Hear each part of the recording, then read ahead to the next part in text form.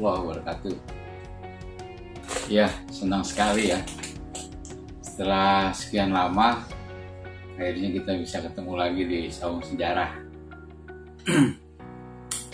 Ya, dalam rangka memperingati HUT proklamasi ya ke-76 ini, rasanya kok saya ingin bercerita ya, ingin berbagi tentang kisah-kisah di sekitar tanggal 17 itu ya.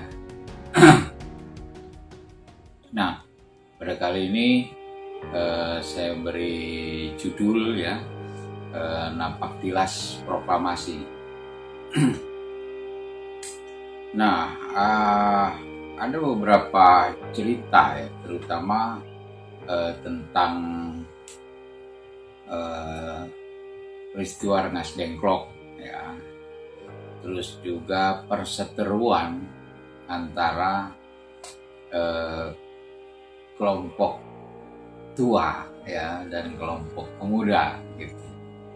Nah, apakah memang kelompok tua? Kalau saya sih nggak mau yang dibilang kelompok tua, walaupun saya belum terlalu tua gitu ya. Nah, di sekitar itulah saya ingin berbagi cerita ya tentang peristiwa-peristiwa apa saja yang melatar belakanginya ya. Nah, itu semua tidak terlepas dari keberadaan Soekarno dan Hatta ya, yang mana pada awal kedatangan Jepang ke Indonesia ini kan Jepang menjanjikan kemerdekaan 3A itu. Nah, dia menjanjikan kemerdekaan juga, makanya Jepang bisa diterima awalnya dengan baik ya oleh masyarakat kita. Nah, para founding fathers kita itu juga terus menuntut mana janjinya Jepang, mana janjinya. Nah, sampai pada tahun 45 itu sekitar bulan April Mei itu dibentuklah BPUPKI, Badan Penyelidik Usaha-Usaha Persiapan Kemerdekaan Indonesia. Itu ketuanya itu Dr. Rajiman Widyodiningrat ya. Dari Jepang juga ada Ichi Bangese Yoshio kalau nggak salah ya. Dan juga Raden Panji Suroso ya sebagai wakil ketua. Juga ada 60 anggota lainnya dalam BPUPKI itu. Nah, BPUPKI ini sudah 2 kali bersidang ya. Hingga tanggal 7 Agustus 1945 tentunya ya, itu dibentuk PPKI, Panitia Persiapan Kemerdekaan Indonesia.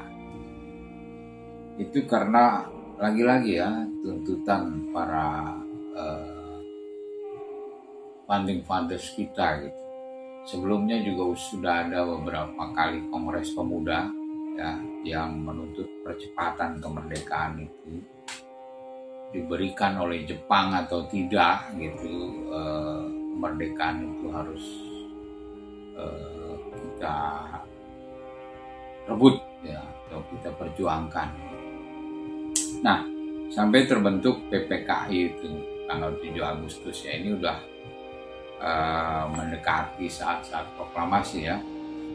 Anggota PPKI ini dipilih langsung oleh Panglima tertinggi Asia Tenggara ya, yaitu Marskal Terauchi ya, Marskal Terauchi. Ketuanya itu Soekarno, wakilnya Muhammad Hatta, ada penasehat ya, Mr. Ahmad Subarjo.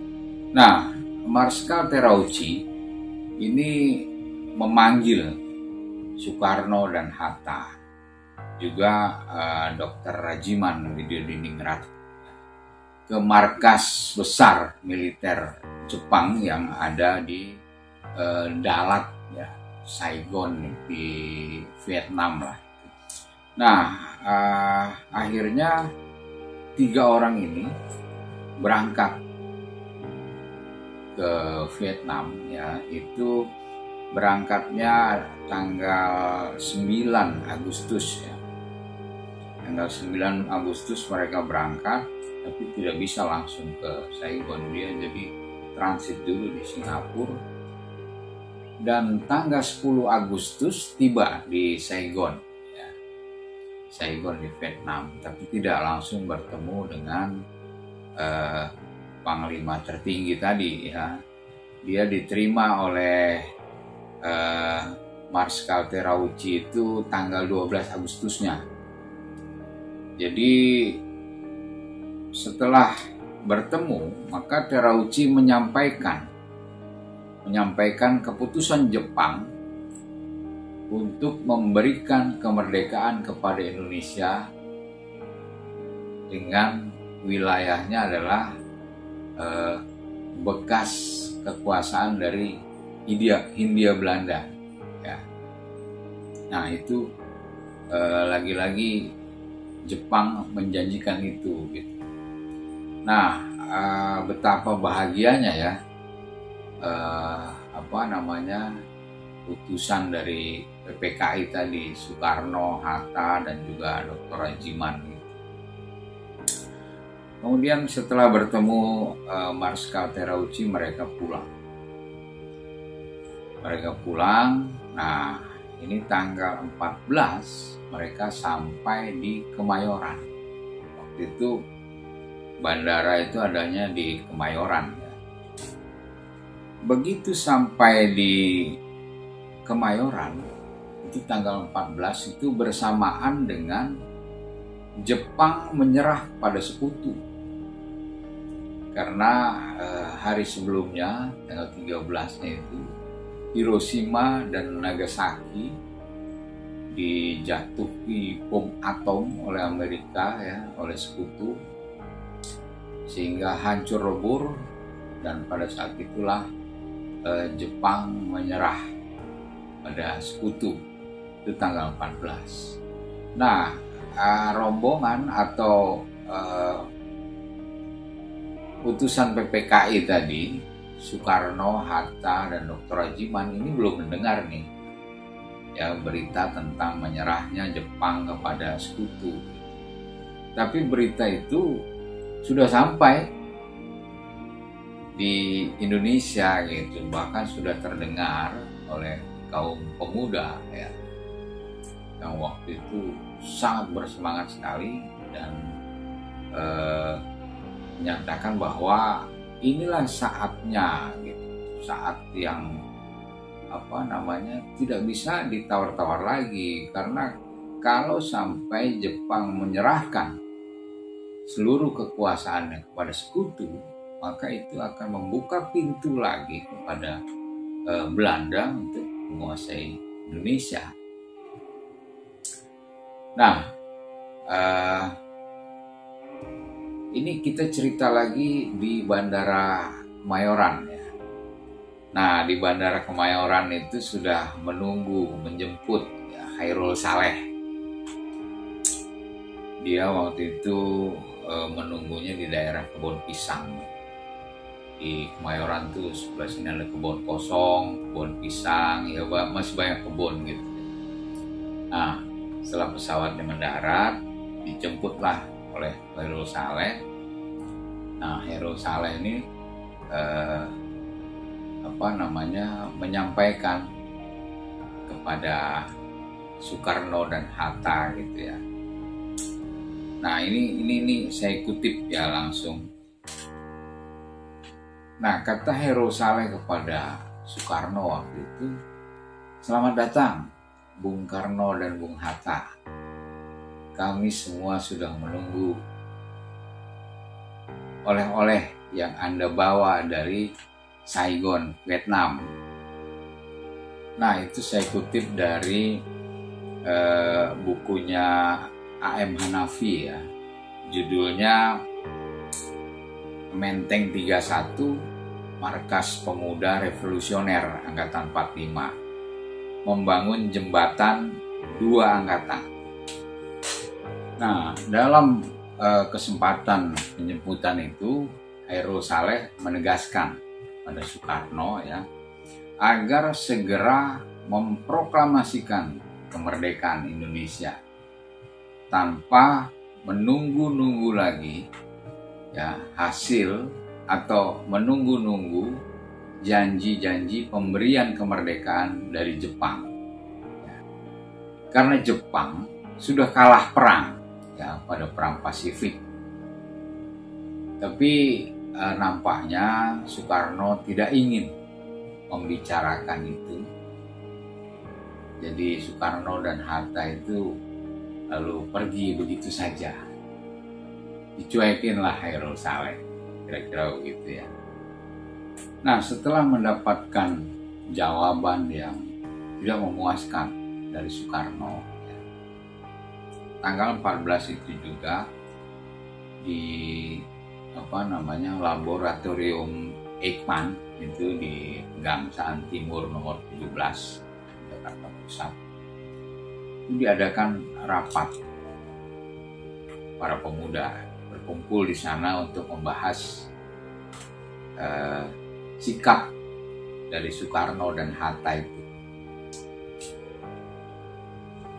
Pertemuan itu dipimpin oleh Chairul Saleh ya.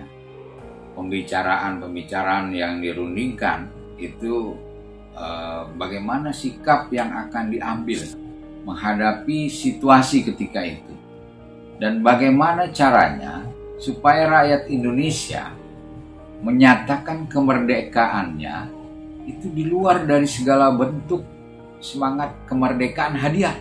Ya. Jadi kemerdekaan yang nantinya akan didapat oleh bangsa Indonesia itu bukan hadiah dari Jepang, sebagaimana keinginan Soekarno. Tentunya bukan hadiah ya yang diinginkan Soekarno juga, tapi menurut Soekarno yang penting merdeka dulu lah gitu. Karena ya dijajah ratusan tahun itu tidak enak gitu. Begitu ada kesempatan ingin merdeka dijanjikan oleh Jepang, dan sudah tinggal sabarnya aja gitu. Nah, itulah kira-kira perseteruan ya, perbedaan sikap antara kaum tua dan kaum muda, kira-kira begitu. Dan bagaimana sikap terhadap Soekarno-Hatta? Nah, itu saya kutip langsung ya dari riwayat proklamasi 17 Agustus. Nah, penulisnya adalah Adam Malik ya.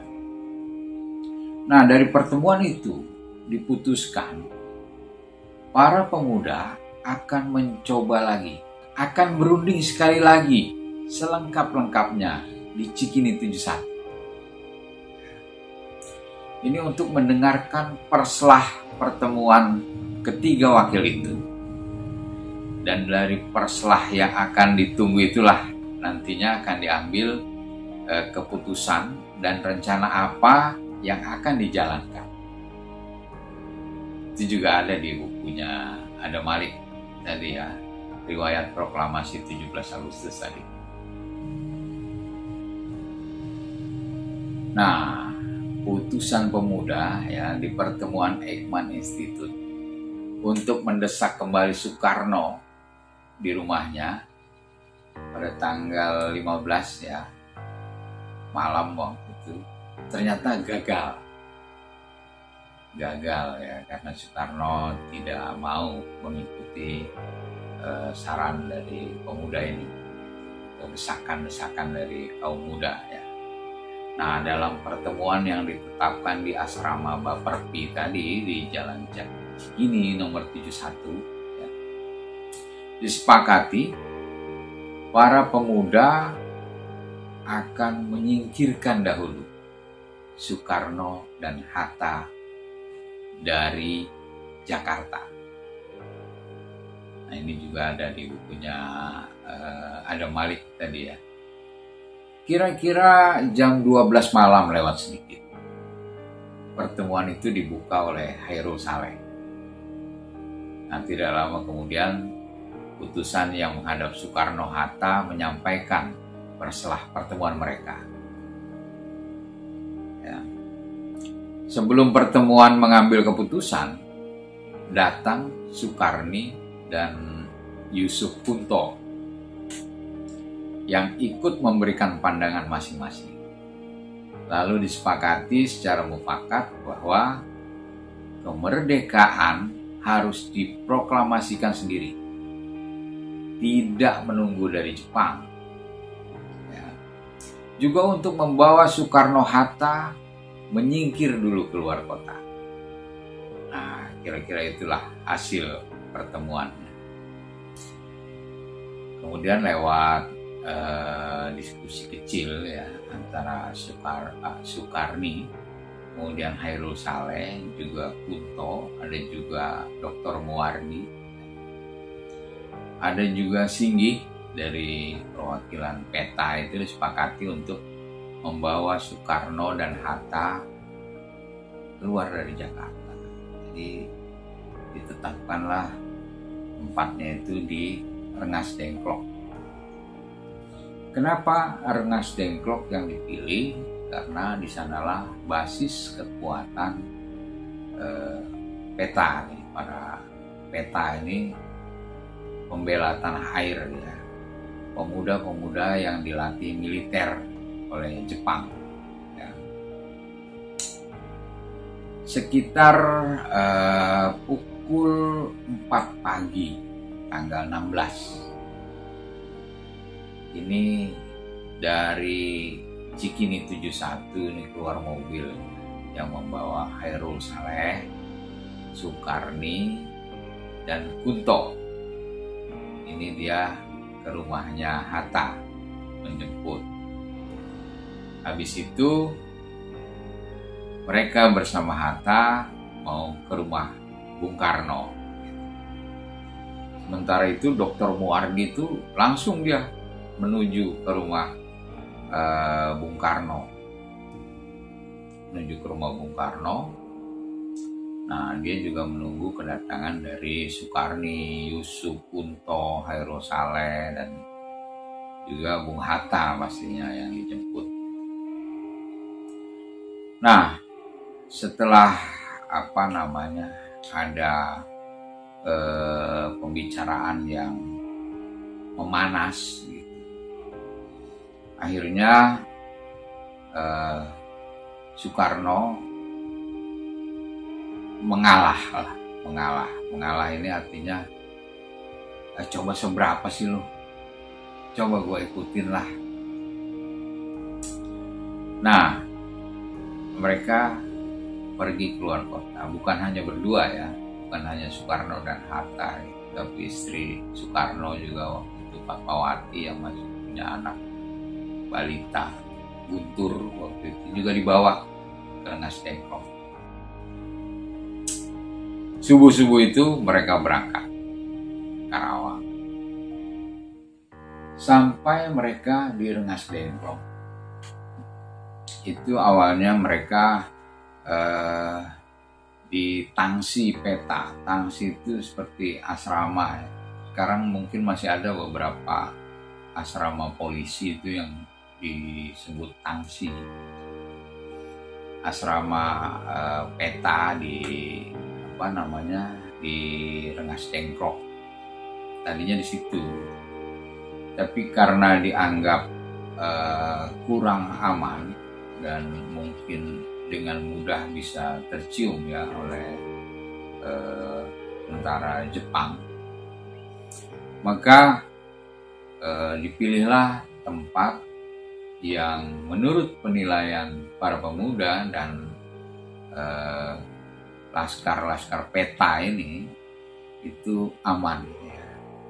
Yaitu dipilihlah rumah Jiao Qisiong namanya.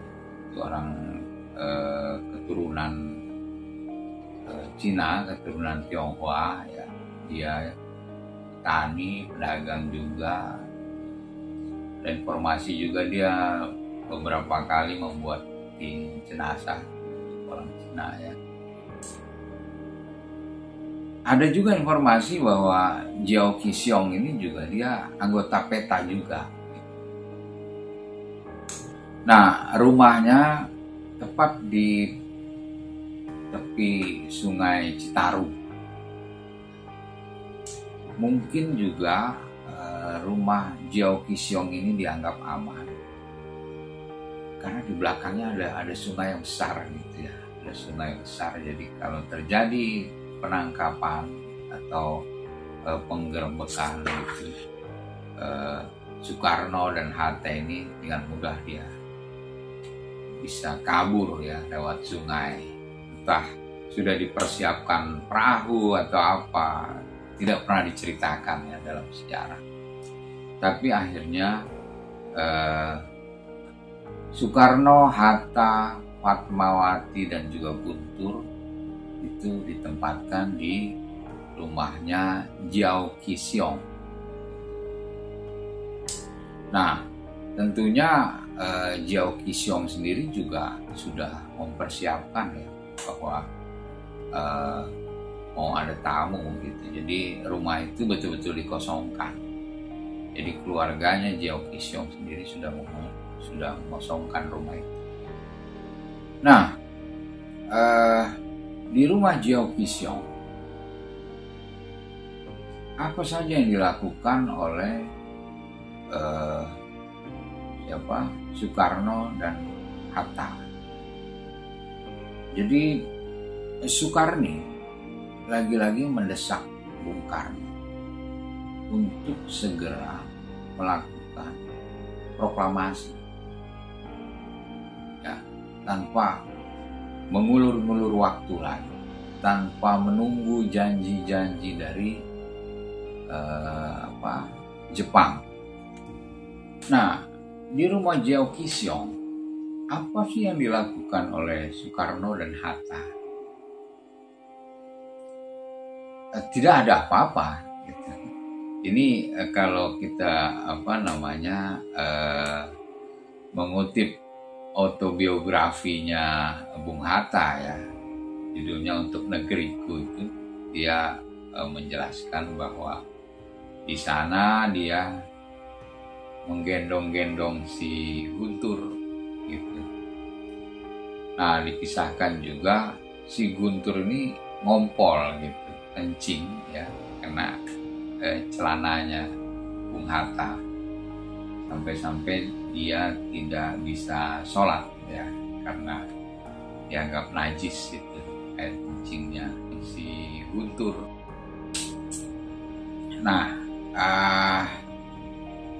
celana yang basah itu dipakai terus tuh sampai kering dengan sendirinya.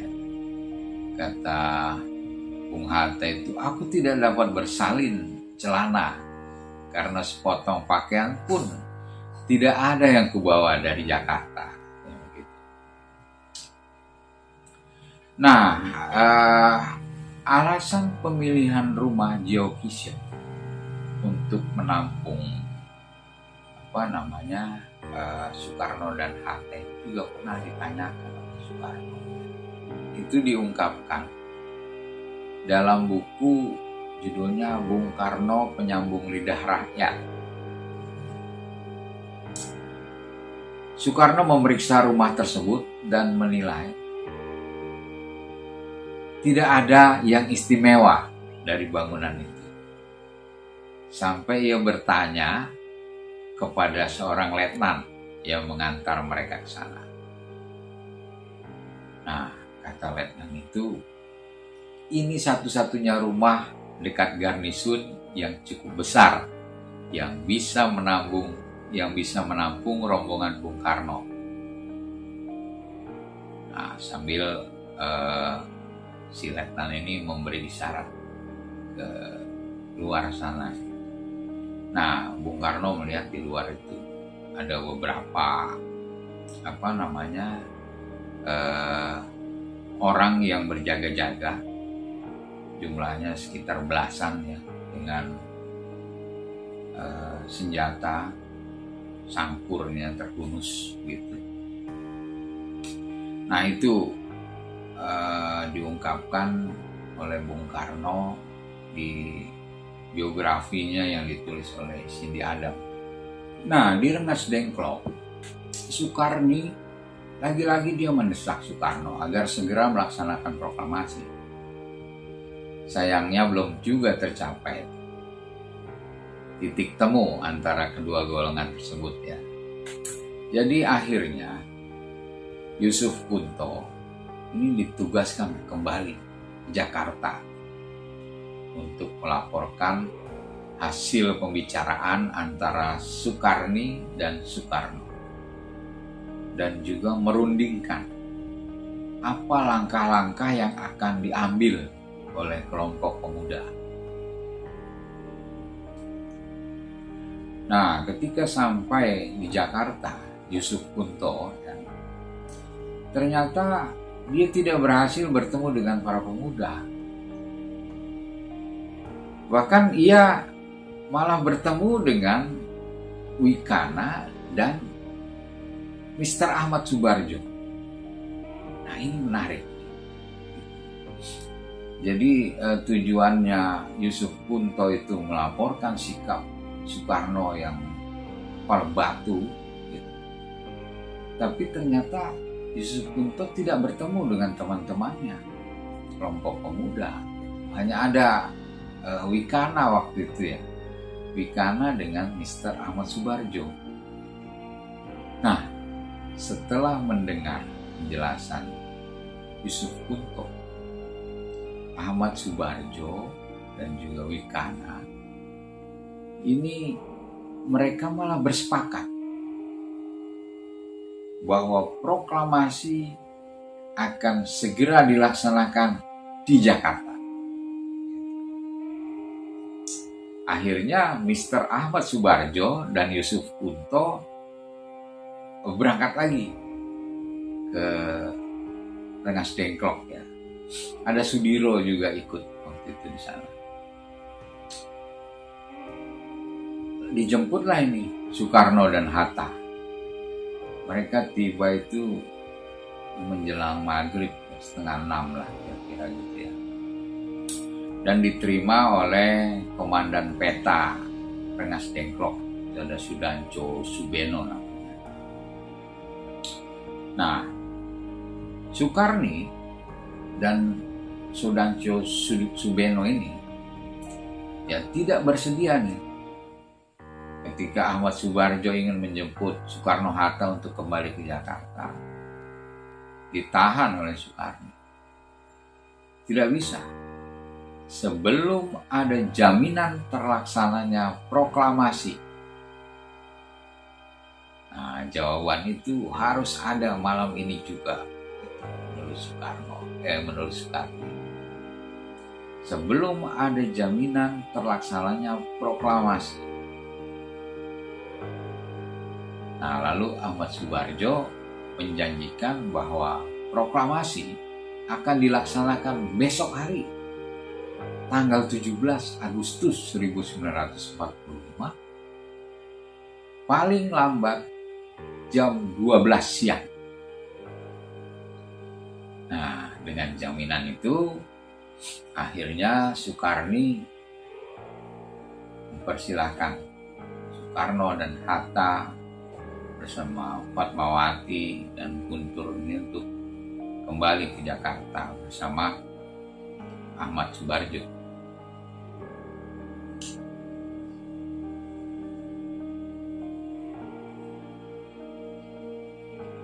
Sekembalinya Soekarno dan Hatta ke Jakarta,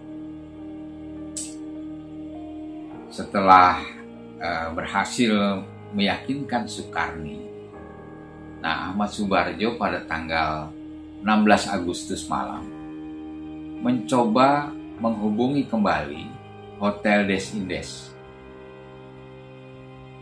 untuk menggunakan ruang rapat PPKI. Nah, gini, sebelumnya memang tanggal 16 itu diagendakan ada rapat PPKI, Panitia Persiapan Kemerdekaan Indonesia. bertempat di Hotel Des Indes. Rencananya begitu, tapi kan Jepang sendiri sudah kalah perang ya, sudah menyerah kepada Sekutu. Jadi Jepang tidak bisa lagi dia mengabulkan janji-janjinya itu. Sedangkan para utusan dari beberapa daerah itu sudah check-in di Hotel Des Indes ya, untuk melakukan rapat PPKI tadi. Nah, Ahmad Subarjo menelpon hotel supaya tetap diperbolehkan menggunakan Hotel Des Indes. Tapi waktu itu sudah jam 10 malam lah, sampai di Jakarta jam 10 malam mau check-in, nah tidak diizinkan oleh pengelola Hotel Des Indes. Lalu Ahmad Subarjo meminta izin untuk menghubungi Admiral atau Laksamana Maeda ya, untuk meminta supaya ia dipinjamkan ruangan di rumahnya untuk rapat itu. Nah, ternyata Laksamana Maeda mengabulkan permintaan Ahmad Subarjo. Setelah itu, Hatta meminta Ahmad Subarjo untuk menghubungi anggota-anggota PPKI yang ada sekitar 20 orang yang semuanya sedang menginap di Hotel Des Indes, itu untuk segera datang ke rumahnya Laksamana Maeda. Nah, itu kira-kira jam 12 malam lah, jam 24 ya. Datang beberapa saat kemudian itu anggota-anggota PPKI ya, ke rumah Laksamana Maeda tadi. Nah, kemudian sekitar jam 2 pagi itu Soekarno menjemput Hatta di rumahnya yang berada di Jalan Sowaduri, kalau sekarang itu Jalan Ponegoro. Sebelum, kalau dari Salemba dia sebelum Taman Suropati ya, deretan Taman Suropati, situlah sebelah kanan jalan rumahnya Bung Hatta. Nah, dia menjemput di situ, lalu bersama-sama menuju rumah Laksamana Maeda yang berada di Jalan Imam Bonjol, agak maju ke depan. Nah, diceritakan juga Hatta ini setelah mereka berada di rumah Maeda, ia bersama Soekarno, dia coba ke rumah Maijen Nishimura yang jaraknya itu kira-kira nggak jauh sih, kira-kira 5 menit lah kalau naik mobil ya. Nah, dalam pertemuannya dengan Nishimura ternyata tidak bisa dia mengizinkan pelaksanaan rapat karena Jepang dalam status quo katanya, sedang tidak berkuasa dan dia harus mematuhi sekutu, tidak boleh melakukan aktivitas-aktivitas lain. Setelah hampir 2 jam berdebat di sana, tidak tercapai pengertian ya. Soekarno dan Hatta akhirnya bermufakat lebih baik meninggalkan rumah Maijen Nishimura tadi, kembali ke rumah Laksamana Maeda. Nah, rapat perumusan naskah proklamasi itu digelar di rumah Laksamana Maeda ya. Ditulis oleh Soekarno. Nah, yang mendiktekan itu Hatta. Nah, kemudian tulisan itu diketik oleh Sayuti Melik. Ya. Sayuti Melik itu Sayuti Melik itu suami dari SK Trimurti. SK Trimurti itu wartawan juga dia. Itu kalau dalam foto-foto proklamasi, ada perempuan pakai kerudung begitu, dia memegang bendera, nah itu SK Trimurti itu. Nah, akhirnya rapat di rumah Laksamana Maeda ini berakhir dengan disepakatinya bahwa akan dibacakan proklamasi kemerdekaan Indonesia itu secara terbuka. Di mana? Di teras rumah Soekarno, ya, di Jalan Pegangsaan Timur nomor 56. Kemudian pada dini harinya, ini udah tanggal 17 ya, kabar akan dibacakannya proklamasi kemerdekaan itu disampaikan para pemuda pejuang. Nah, ini Bung Karno menggambarkannya begini. Dengan sigap setiap orang bergerak ke sana kemari tanpa ada yang mengomandoi. Mereka menyebarkan berita melalui telepon, naik sepeda, mengetuk pintu-pintu dari rumah ke rumah. Ada juga yang berteriak-teriak di jalanan. Tidak hanya itu, Soekarno juga menggambarkannya. Sekelompok mahasiswa itu ada yang meminjam mesin stensil. Dulu belum ada fotokopi, jadi mesin naskah itu setelah diketik, jadi mengkopinya itu ada mesin stensil yang diputar itu. Ini di kantor-kantor Jepang ya, itu dipinjam ininya, mesin stensilnya. Para mahasiswa itu begadang, bikin selebaran sederhana, ya, dicetak sebanyak-banyaknya, sebisa-bisanya gitu sampai pagi hari. Nah, Soekarno juga menggambarkan ada beberapa mahasiswa ini mencuri tanda kutip ya, truk kecil gitu, mobil truk kecil, ya mungkin mobil bak yang dimaksud ya, mobil bak. Itu mereka berkeliling mengangkut orang, jadi dia berhenti, nempelin selebaran proklamasi itu di pagar-pagar. Ada juga yang diselipkan di jendela-jendela kereta api, ada juga yang diselipkan ke pintu-pintu rumah yang ditutup.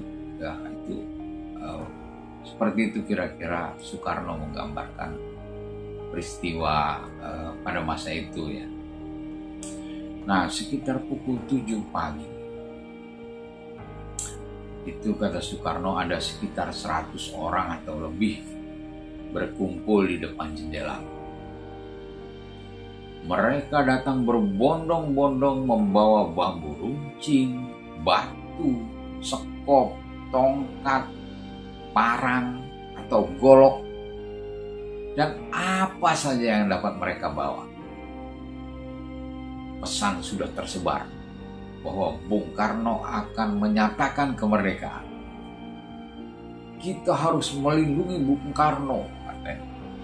Petani, pedagang kelontong, nelayan, pegawai negeri, anak-anak muda, orang tua, semua mengalir ke Pegangsaan Timur nomor 56. Itu kata Soekarno dalam bukunya Bung Karno Penyambung Lidah Rakyat. Nah, pada akhirnya proklamasi dibacakan di teras rumahnya pada jam 10 pagi hari Jumat tanggal 17 Agustus 1945. Setelah pembacaan proklamasi disambung dengan pengibaran sang saka merah putih yang dijahit langsung oleh Fatmawati. Nah, bendera itu dikibarkan oleh 3 orang. Ada Suhud,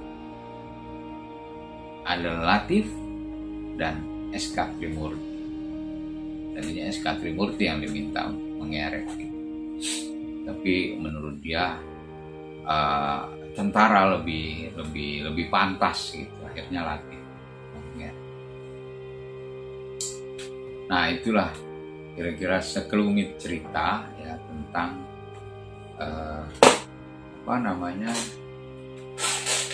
latar belakang terjadinya proklamasi kemerdekaan.